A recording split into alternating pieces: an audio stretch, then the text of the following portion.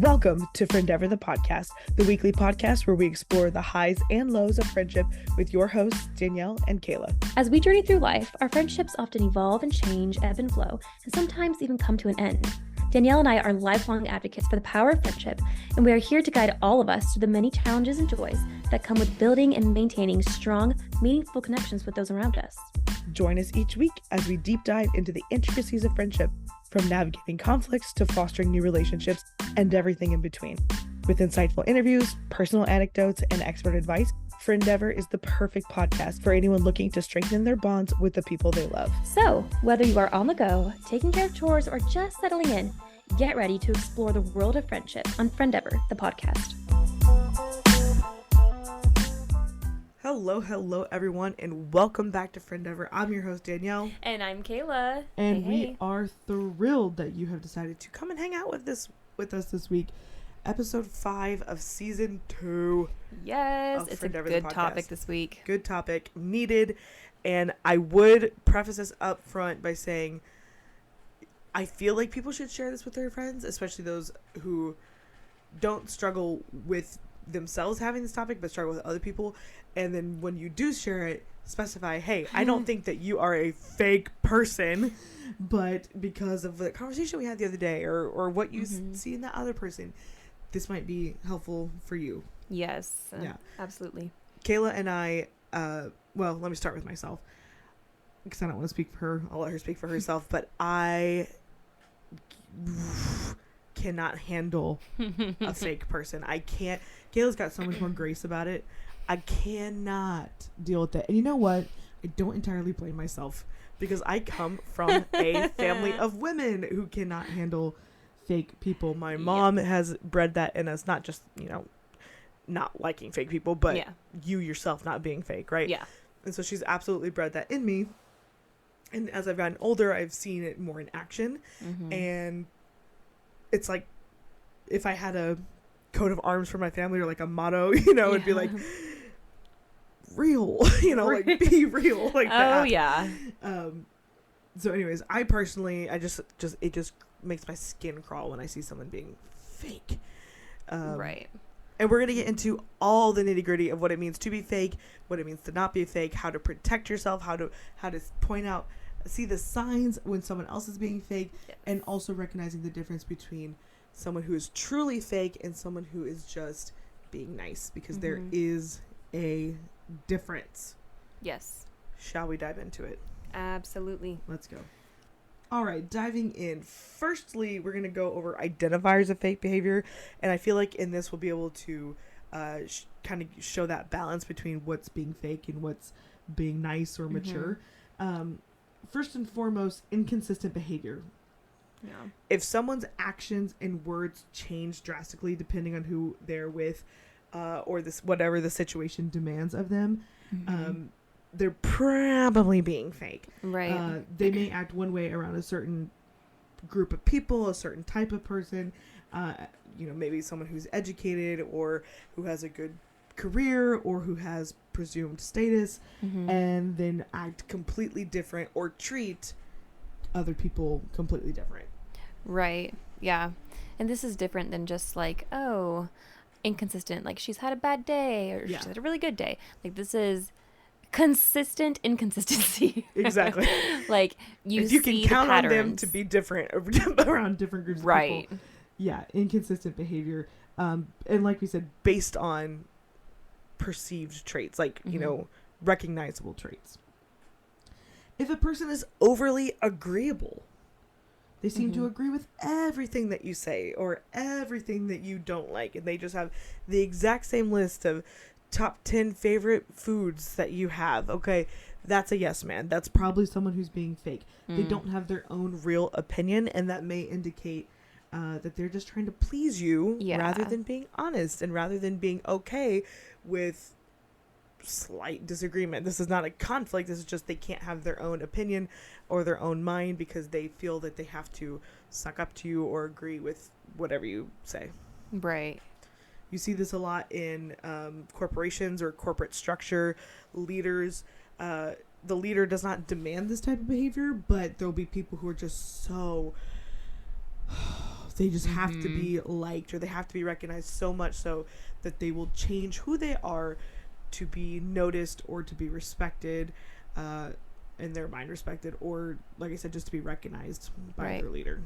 You see this in church a lot. And you also see excessive flattery. That's number 3. Yeah. They constantly give out compliments that feel insincere or over the top. I cannot believe how many people give other people that they barely know like birthday shout outs. And it's never a bad thing to like give recognition or show love or whatever. But if you don't know this person from Adam and you're only doing it, your sole desire is just to be like, so that they'll repost you. Right. That seems insincere. That seems fake. Yeah. You know what I mean? So over the top, like they're trying to manipulate or, like I said, win favor with the person, rather than just offering like a genuine expression.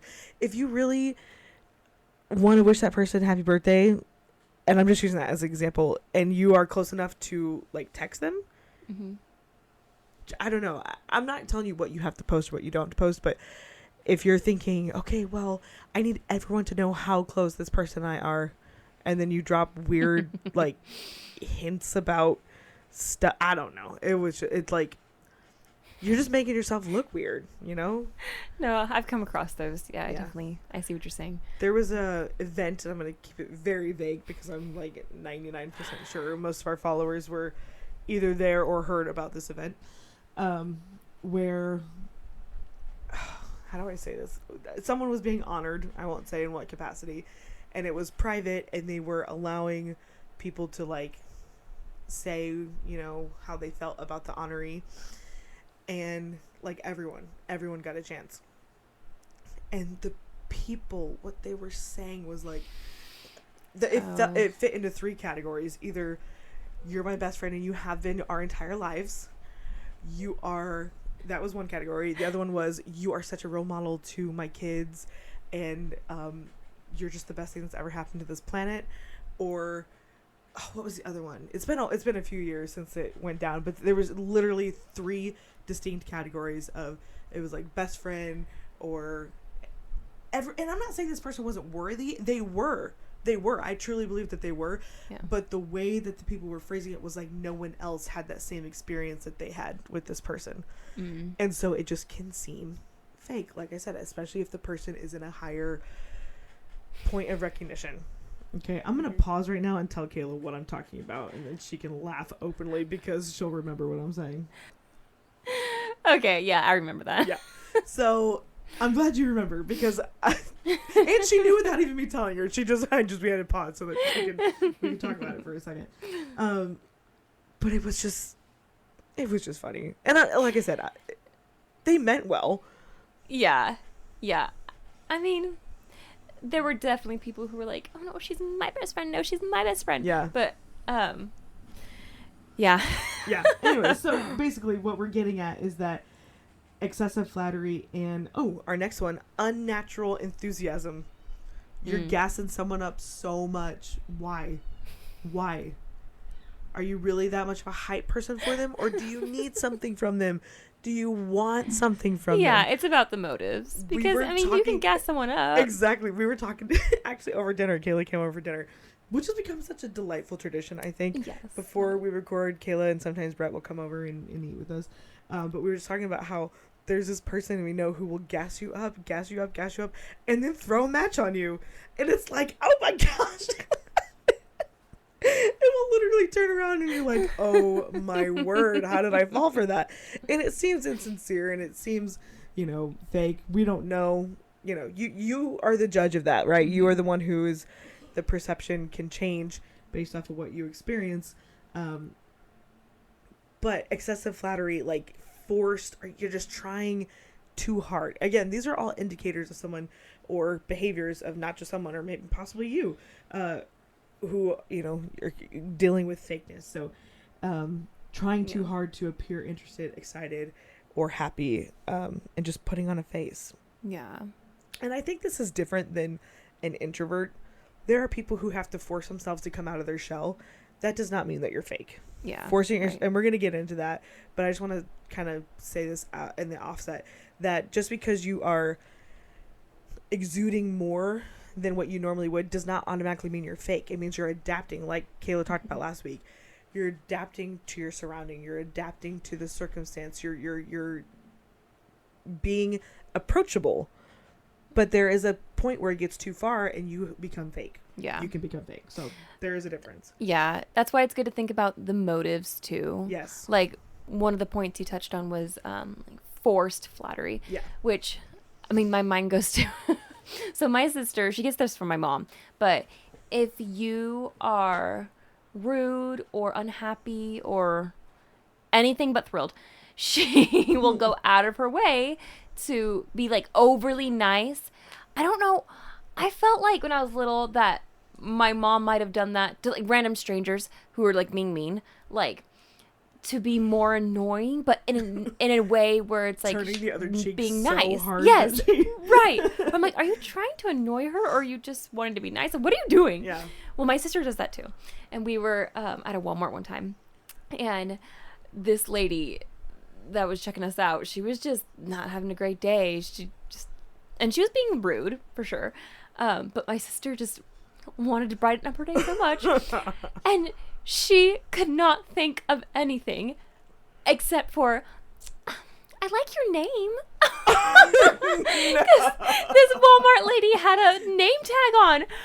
And my sister was like, okay, I'm going to try to compliment this lady right now. She said, I like your name. What did the lady say? She goes, thank you.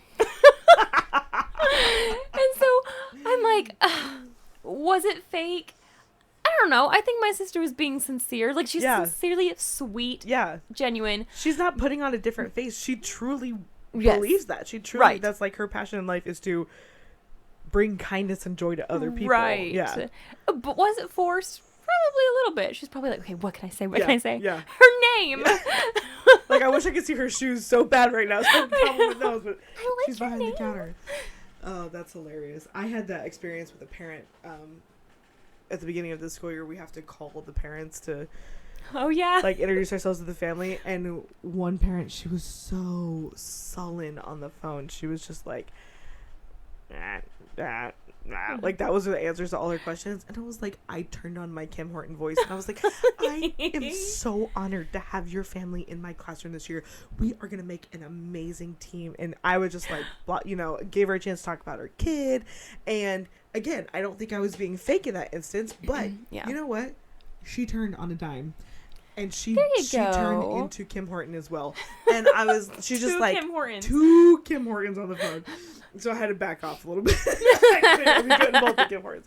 But, because that's what she needed. That's what she needed to warm her up, right? I actually put in my notes, very dull at first, warmed up to kindness. That's what I put so that I remember when I call her that I can gas her up. You know, and be like, gas her up. So wrong. By the way, he's been missing class or whatever. You know? But just, again, that to us, and again, we're just talking about ourselves and what we think. And if you think differently, then be different. That's okay. That is not being fake. That is having maturity and adapting, being adaptable to your situation. For fake behaviors, you often find people who struggle with being fake as avoiding vulnerability. They rarely share anything personal or meaningful about themselves to their perceived close friends. Like, there are people who will cycle through best friends and they'll go through the depths of friendship and they'll be as vulnerable as they can be and burn out of that friendship. A fake person will go around and around and around and be like, oh, hi, bestie, and whatever. And I know that's like a colloquialism now, so I'm not saying that everyone who says, hi, bestie, is being fake. But the person who that's all they have, they're going to avoid being real because the hurt and the true feelings or whatever, they have to hide that literally behind the mask of fakeness. Sometimes fakeness is not even like something that people do intentionally. They don't even know that they're doing it. It's a defense mechanism to keep themselves from getting hurt again. So if you are fake, or if you know people who are being fake, don't be so quick to judge or so quick to cut them out of your life. You could help them become more comfortable in their own skin. And we're, again, getting ahead of ourselves, which should be the subtitle of this podcast. Friendeavor the podcast. We get ahead of ourselves in every episode. But that's one version of fakeness that's not, I mean, it's still a negative, but it's not like a detrimental negative to anyone else. It's a personal issue. Yeah. When you have inconsistency in stories, this can go two ways. One, they could just be a liar and looking for like a reaction depending on the circumstance. The other one is the fake person who will say whatever they have to cover themselves. So let's say Kayla is my friend and Joe Schmo is my friend, and Joe Schmo and Kayla are kind of duking it out, and I tell Kayla, well, you know, he really feels this way. And then I go to Joe Schmo and say, well, she really feels this way. And then when they get together and say, well, she said this, you said that, whatever, and then it comes back on me, then I will say, in this context, anything to protect myself. Well, it was actually Jane Schmaine who said that, and I got that from her, and you should really be talking to her about that, because you're covering your own base. You're covering yourself because, again, defense mechanism, you feel trapped. You feel in the corner. So inconsistency, and that two-facedness, gossipy kind of person, that is still fake behavior. But again, it's part of that defense mechanism, needs personal growthy kind of development. One of these behaviors that really actually makes me feel quite bad for a fake person, and again, I come from a family that does not do well with people who are not genuine, be real. The one thing that's like is my soft spot is people who try too hard to impress, because again, that stems from vulnerability, insecurity that stems from feeling less than, and so they go way too far over to impress one certain caliber of person who themselves may be fake. You never talk about when two fake people are, you know, duking it out, trying to impress each other. Exactly. Or the one, you know, is trying to get to the other one with the perceived status, and they go out of their way to showcase these certain qualities or talents or like possessions, material things, in a way that just feels unnatural, and they're more concerned about impressing than being themselves. These people so many times find themselves in debt. They find themselves cutting corners on the people that really matter in their life, in order to match a certain standard that they don't have to do. They don't have to. And it just is it's really sad. So before we get into the back half of this episode about ways to protect yourself and avoid this for yourself, just know that you can have compassion on fake people. Like, it doesn't have to be just, or any problematic person. You don't have to have just automatic disdain of like, okay, not going anywhere near them. I think of a person from a different period of my life who was just so fake, but I knew exactly where it stemmed from. I knew her family. I knew how she grew up. I mean, I grew up with her, so I knew. And I knew that her fakeness was a product of her environment, that she had to act a certain way in order to protect herself. And it really just made me feel bad for her. I didn't understand that when I was a kid, but once I hit a teenager and I got older, I was like, oh, it's a defense mechanism. So not only can you feel bad for these people, you can also try to develop them in a safe and productive way. You don't have to be like, you are my pet project, and you will no longer be fake by the time I get done with you. You are going to be a real person. You know. I've decided to make you my project. Yet another A+ Odyssey reference from Kayla. No, that's wicked. Is it? Oh, that's right. Oh, I was thinking of the Love People, because that was the Love People, Hidden in My Heart. That was wicked. No. So not Odyssey, but it was in the same vein. So yet another A+ reference in general.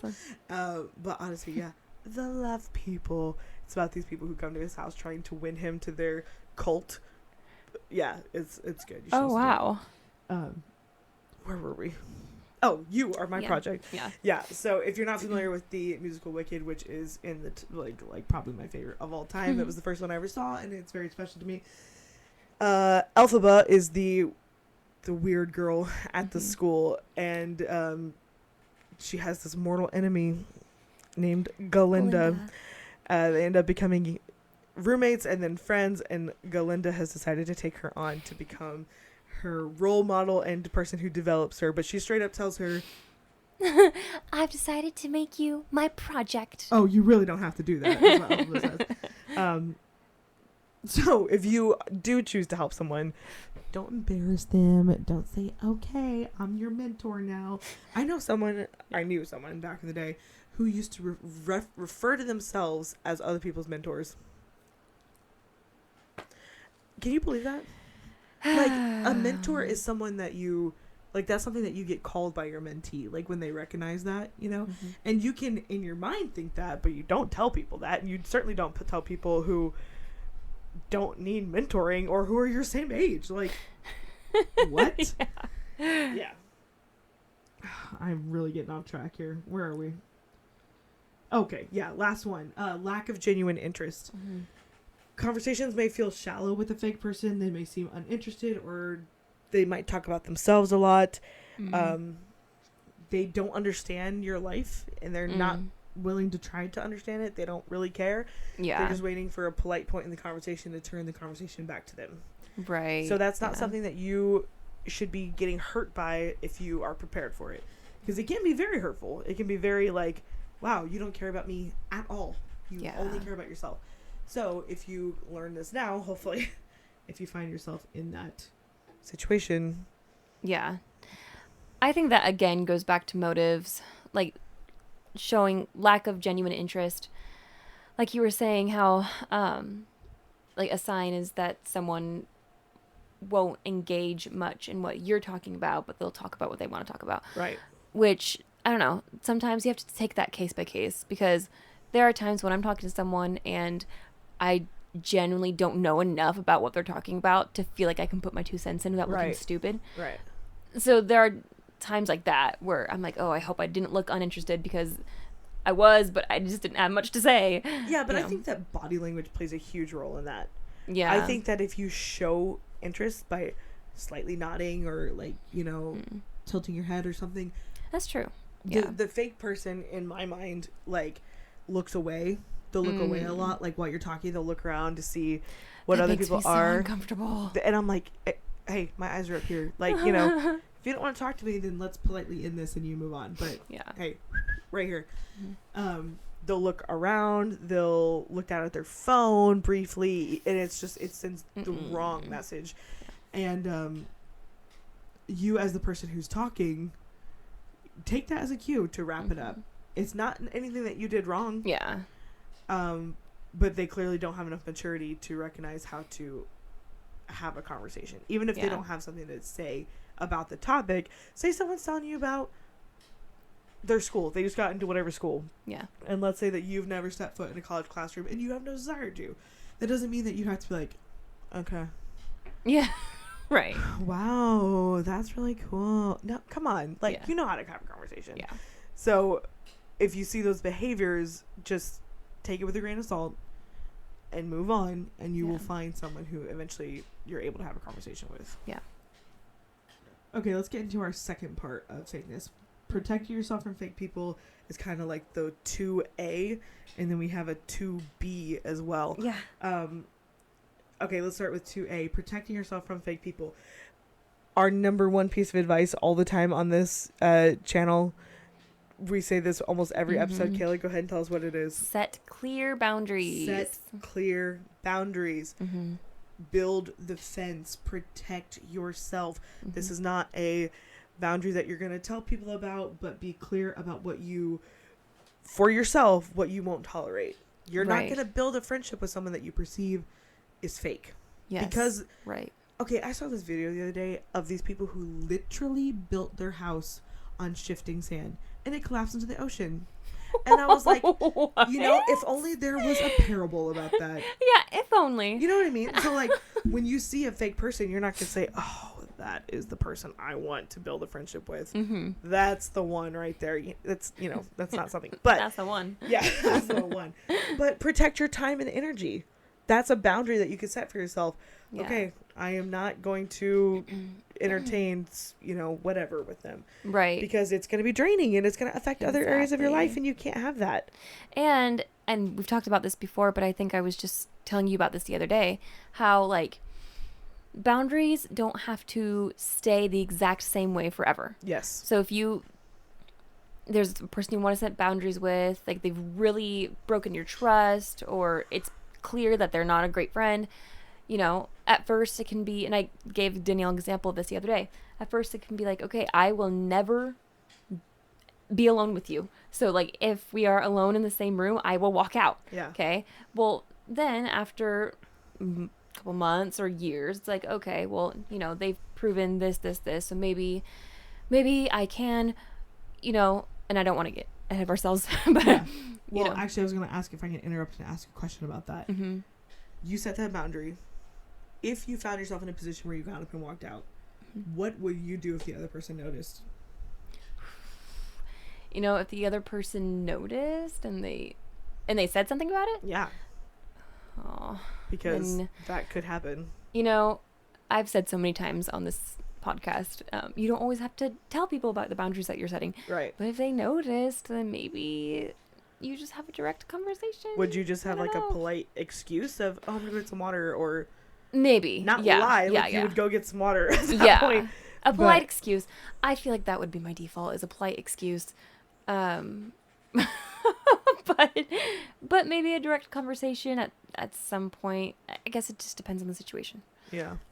As much as we say that something is about setting a boundary or whatever, or about balance, it's also about the situation. Yeah. There is no cookie cutter way that you would say, because it just depends. Yeah. Like if you were at let's say a big family gathering, and the person that you, listener, decided to make that boundary with was there, if you're going to talk to other people, they probably wouldn't notice. But if you're in a group of friends and there's 5 people there and they're all in a house and you get left one person, you immediately get up and walk out, well, then they might notice. Right. Don't make it obvious. It just depends on the situation. Right. And boundaries are not to stick it to the other person. No. It's literally to protect yourself. To protect you. So you don't get up and walk out. It's extremely fair. That's not something that you should be ashamed of. Right. Exactly. So when we say get up and walk out, like, don't make a show of it to like, look at me, I'm, Goodbye. It's literally to protect yourself. So treat it that way. Yeah. When you're dealing with a fake person, it also is important to trust your instincts. And that's kind of the secular way of saying, listen to nudges, listen to, just have discernment.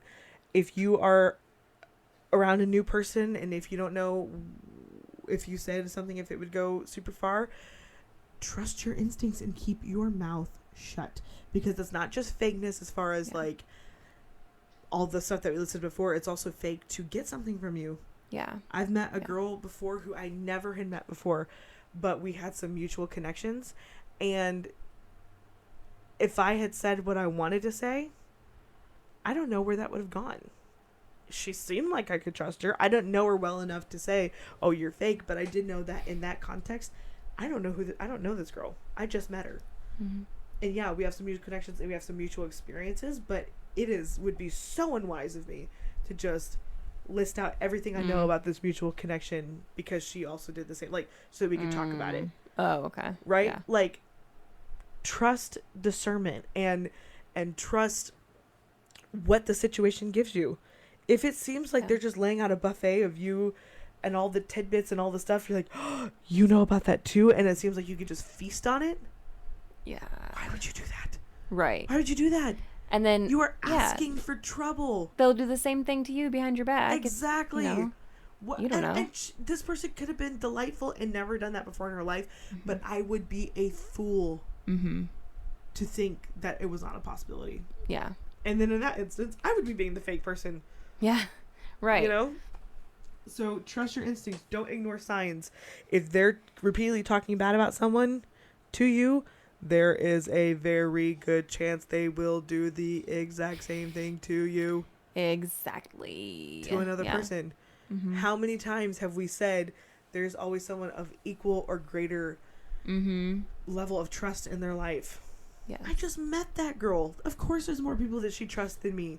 So if I gave her a juicy tidbit that I knew, there is it's like a microscopic chance that would not go farther than what I said, than when we said. Because there's always someone, even if it's her family. Yeah. But then her family's got people that they trust.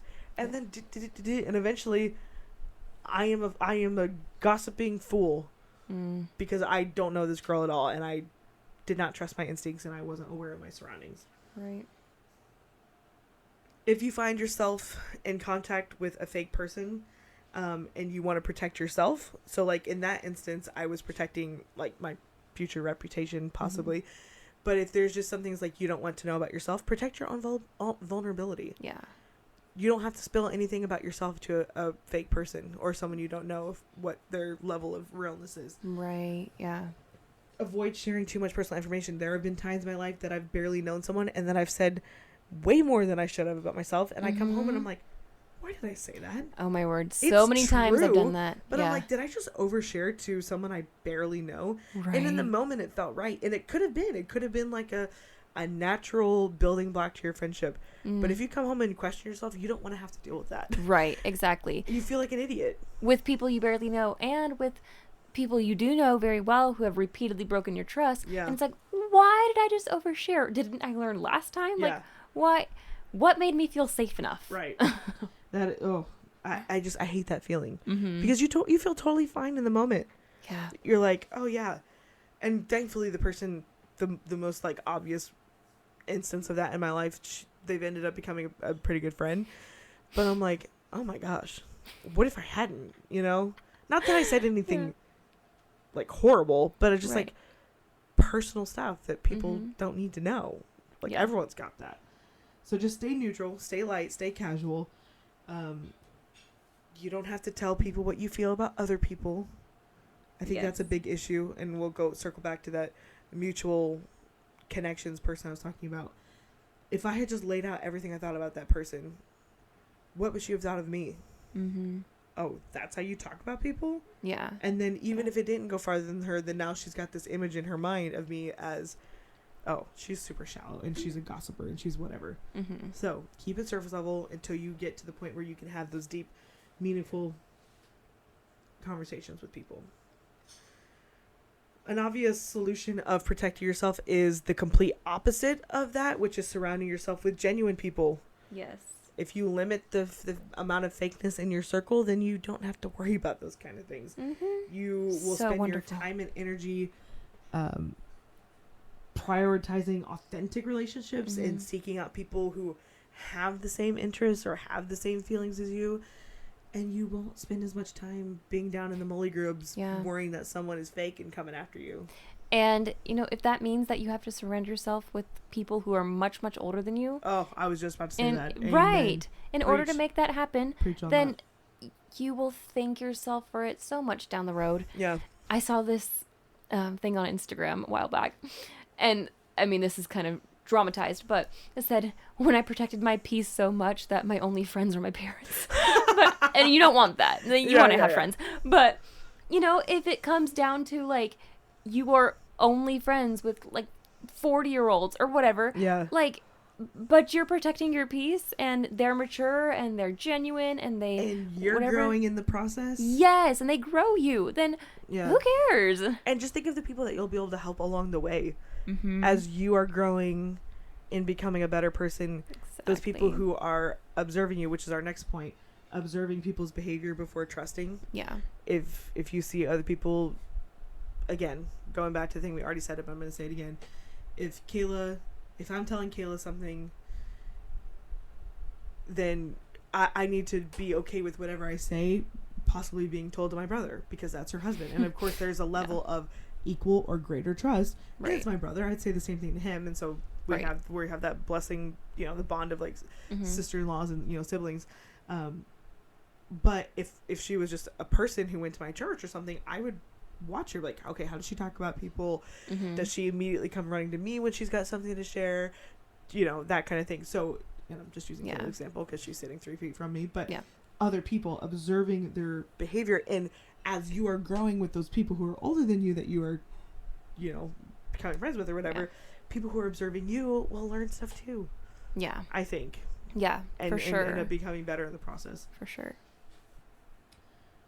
Don't forget to stay grounded in your own values when you are dealing with fakeness. It's easy to get swept up in a type of way when people, say that the Gucci is the brand of the week. I don't even know what's popular, you guys. I get sweatshirts from Walmart, but say that's the flavor of the week. That's what everyone's buying Gucci or whatever. Well, if you don't have the money for Gucci, or if you don't believe in their brand or whatever, just because everyone has it doesn't mean that you have to have it. Right. That would be you being fake. Yeah. And betraying your own values and betraying your own standing, because it's either paying rent or buying a Gucci purse. For real. That's fake, and you're not maintaining self-respect, and you're being swayed by others. That's like the first thing you learn when you're a teenager is peer pressure. Yeah. In elementary school, you learn about peer pressure, and obviously it's in the context of like vices and drugs and whatever, but maintain your self-respect and don't be swept along by a fake crowd. Mm-hmm. And then lastly, for this segment, 2A, and this goes along with what Kayla said, it's detach when necessary. Yeah. You can walk away, either physically or emotionally. Yeah. You can reconnect with them later when you're both more mature, when you're both in the healthier place. Mm-hmm. And ultimately, this is, hold on, I'm going to get ahead of myself. That's 2B. But if you detach, you walk away. If a fake person is causing harm to you or your family or negatively affecting your life, your mental, emotional health, just distance yourself. You don't even have to say, I'm cutting them out forever. Right. There is a place and you don't have to tell them, I'm distancing myself. Yeah. If you need more understanding on that, go back and listen to our episode of When to Let Go. Mm-hmm. That's when we broke down when you know it's time to cut someone out of your life. And that is not something to be taken lightly.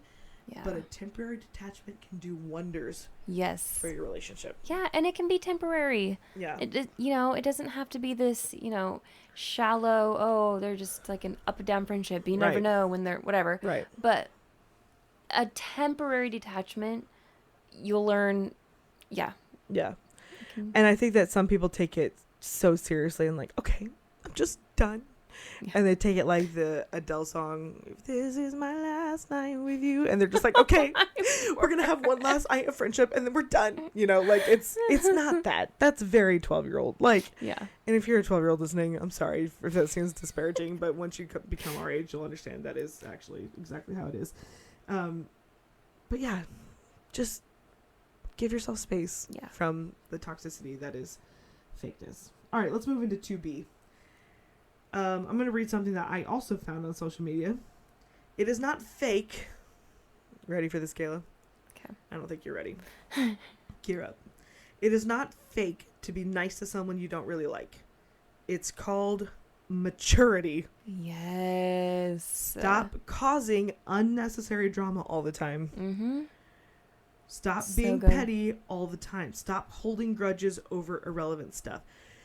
You guys, that is so loaded. And I'm not one to take advice from social media, but I saw that today and I knew we were recording this tonight and I was like, okay, I have gotten a word. Oh my word. But I was like, there's so many people who think that being nice to someone that you don't like, because you don't have to like everybody. Yes. Being nice to someone that that's not fake. That's being mature. That's being a Christian. I was talking to my mom. Kayla and I were talking to my mom last week because we knew this episode was coming up. And she said, being a Christian and treating people with kindness does not mean that you don't, hold on. Being a Christian and treating people with kindness, even if you don't like them, does not make you fake. Mm-hmm. It makes you Christian. It makes you a Christian. Yeah. Yeah. That's why I wanted to get through all the stuff about fakeness first before we got to this, because fakeness is a very real thing. And there are people who actually struggle from it and their life is affected by it. Yeah. But there's also people who have self-image issues about possibly being fake when really you're just being nice. Yeah. Really you're just being a Christian. Yeah. Really you're just giving them the time of day. You're not latching onto them. You're not giving them anything. You're not really letting them drain your energy. Right. You're just being kind. Right. When we Loki interviewed your mom. Yeah. Well, we knew exactly what we were going to go get. We said, let's sit down with the queen of realness. Fake. Yeah. So, I asked her, I asked her that specific question. I don't really agree with this person's motives or whatever, but is it fake for me to like sit down and have a conversation with her and like just be kind? Like I don't know.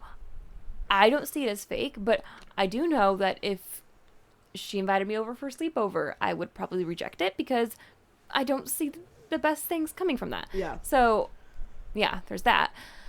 But yeah, that was... I am in awe of some people's poker face when they're around someone I know they don't like. And the way that they're able to not be fake, be a Christian, be mature. I sit there and observe. I mean, that's where Friendeavor stemmed from anyways, is me just watching people's behavior and observing and learning that way. I mean, that's, if you're not sitting down and observing the people around you, I don't know how you're learning anything. But that's just, I'm good at that, and that's what I do. But when I see people's poker face, and I know that they can't stand that person. And they're just like the kindest, gentlest, welcomingest soul. Yeah. I'm like, wow. Yeah. Please, can I be like that? Because I don't have a great poker face when it comes to what I'm feeling. Right. And when I see that, when I observe that, like if I happen to know how someone feels about someone else and I see them treating them that way, like I see that and I'm like, that's wonderful. Yeah, like, they're such a great Christian. But like, I would hate for people to look at me and be like, oh, my merch, she's being so fake right now. I don't know. Well, the mature mind will realize that you are being mature. Yeah. The immature mind will think fake, but who cares what they think? Another point that my mom made is, did I say maked? Another point that my mom made was being fake is also presenting intentions with no intention of following through. Like, oh let's go grab coffee, but you never intend to. That's fake. You know, it's not like a super harmful fake, but it is a tendency of fakeness. Like, if you wanted to connect with someone, that you would, and I totally understand schedules. I'm the victim of that too. But also, it's one thing to don't even want to be with that person, then it's one thing when you just don't get around to it and you genuinely want to. But it's another thing when like you have zero intention to, and you're like, oh, yes, no, you're not going to. Can I confess something? What? There is an element of my life that I am kind of faking, and it happens about once a year. Once a year? And no, maybe twice a year. And it's at conferences. Wednesday, I'll run into like 1,000 people that I know. And it's all like, oh, how are you? I'm good. And I truly am like glad to see them. The fakeness kicks in when I'm like, okay, let's catch up this week. I know fully well that we will not have time. I might not even see this person again, but it's the best way to like make it not awkward for both of us to like go on our separate ways. Especially, so it usually happens at No Limits, and it usually happens at Peak. And both of those conferences, I'm working like crazy, and I'm running into you in the hallway, and I'm like, okay, and that's my way of getting us both out of this conversation, because neither one of us know how to move on. So to me, it's a little bit fake, but it's also like circumstantial thing. So we're gonna have a listener listen to this, and then they're gonna have that encounter with you at a conference, and they're gonna be like, oh my goodness. Okay, know that when I say that, I'm probably on my way to work, something, and I really want to see you, and I want to say hi. But catching up this week, I also do that a lot to preachers' wives, because I know that they don't care, but they know me, and it's politeness and whatever, and so we just, hey, let's catch up or whatever. We don't even have anything to catch up about, but it's a polite way. That's another thing. Etiquette plays a huge role in this. It's a polite way of giving each other an out of that conversation. And if we do happen to run into each other when we have time later that week, we absolutely will. But it's a 3-day conference, and you're flying home, and I'm flying home, or I'm going to sleep for 12 hours after No Limits. Like, it's just, it's like a politeness thing, but it is a little bit fake. Another thing that my mom pointed out is that and we talked about this a little bit, but two-facedness, acting one way to Kayla and acting another way to me. For whatever reason, if you think that it's a bigger status symbol to be married, and so you treat Kayla better than you treat me, just because I'm not married, even though I'm older than her or whatever, like, that's not that age plays a role, but choosing to treat someone better based off of their whatever you perceive. Great. That's one thing that irritates me is well, And that irritates me. Like, someone is suddenly qualified for something because they hit this certain status, whether that's a degree. I mean, obviously degrees and jobs that does make you qualified, but you know, a certain income level. It makes you qualified to do the job you want to do, not socially qualified. Exactly. So, but like, say someone hits a certain income level, or they get married or something. Like, you're telling me that if someone gets married at 18 and I at 28, because they're married, they have more of a whatever, they qualify for whatever role. You know what I mean? Like, that's just one example. But are you also saying that someone who makes $10,000 more than someone else is more qualified of your respect? They're more worthy of your respect? Right. No, that's so shallow. That's so fake. That's that's being two-faced. Yeah. It's treating one way, one person one way, one person another. And ultimately, what does this boil down to? It boils down to one concept. It boils down to one thing, and that is you lose credibility when you're fake. Yeah. Your reputation takes a beating when you're fake, and people recognize that. For sure. Why would you want that for your life? Why would you want the shallowness? Why would you not want connectivity with people? Yes. Don't allow yourself to get to that level. I think of a story of my sister, and I may have told this on the podcast before, but I'm going to say it again because it fits this so well. She was at a conference one time. I don't even remember what conference. And she was talking to a friend out in the lobby. Another person walks up who knew the friend she was talking to and was like, you know, as girls do. And the girl who walked up introduces herself to Kara, and Kara's like, she's like, what's your name? And she's like, I'm Kara. And she goes, what's your last name? And Kara goes, Anderson. She goes, oh. And then walks away. That story is so bizarre to me. Can you believe that? And I love playing devil's advocate. Like, oh, maybe this is what they meant. But, like, how do you... There's no silver lining in that. No.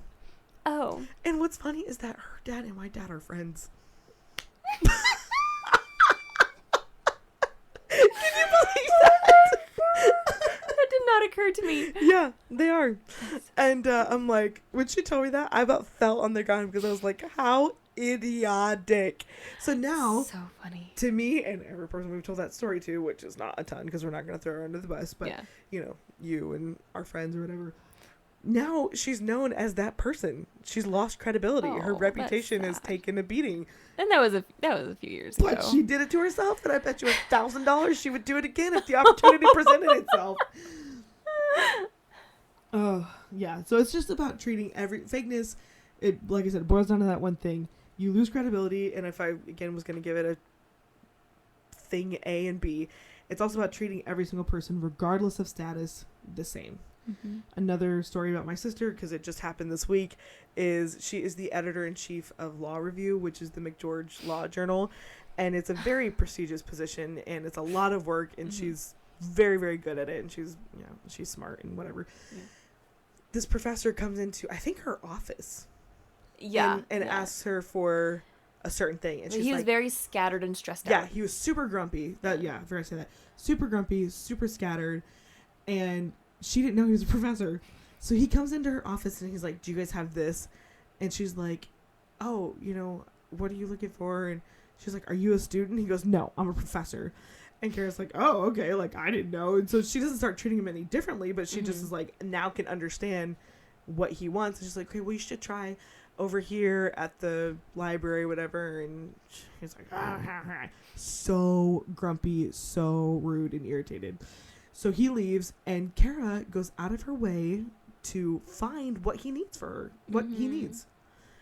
She emails him all these resources, and he comes back and he goes, how did you know this was me? And she's like, I looked up your name on the... Oh, no, she ran into him later. Didn't she run into him later? Yeah. It was before the email. Yeah, because he said, I got your email. Yeah. She ran into him later, and she's like, oh, hey, professor, whatever. And he's like, how did you know it was me? And she's like, I looked you up on the website, like... I'm 25, obviously. I know how to find people. And so she ends up emailing him these resources that she found on her own. He did not ask her to do this. It was just out of the kindness of her heart. He sees in her tag that she is editor-in-chief, and he switches up his game, and he's a lot nicer. And this is my favorite part.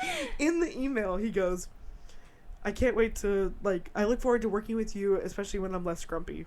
Yeah, he did. So, would we call him fake? No, probably not, because he acknowledged that he was grumpy. Yeah, But I also thought it was hilarious that he had no idea who he was dealing with. Yeah. She had no idea who she was dealing with. It was just these two people in their natural states. Right. One helpful, one grumpy. They ended up connecting. They're probably going to become colleagues. Like, so is that not hilarious? Funny. And so if that guy had chosen to take super offense to the fact that she called him a student or asked if he was a student, then they could have completely ruined, you know, any hope of reconciliation. She would never have done that for him. Like, I don't know. Yeah. I just think that's hilarious. And that literally happened like 3 days ago when we were planning for this episode. And so I thought that was hilarious. But anyways, fakeness is not great. It is, could be very detrimental to your future and to building friendships. Right. And we don't want that for you. Right. And there's always restoration. Yeah. You can turn things around, but like temporary detachment can become reattachment. Right. Right. But ultimately, you want to catch these behaviors sooner rather than later. Yeah. You want to protect yourself from it, from other people, but you also want to recognize it if it is something that you deal with and you exhibit. And you also want to try to help that restoration process for someone else. Yes, at least we should want to. Yeah.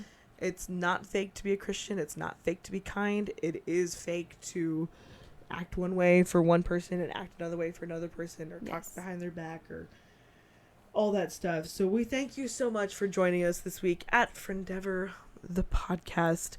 If you have any questions, concerns, thoughts, or comments about this episode, email us friendeavorpodcast@gmail.com, or you can DM us at Friendeavor, and we would be happy to chat with you about whatever you're thinking. Yeah. All right, you guys. We'll see you next week. Have a great week. We will see you.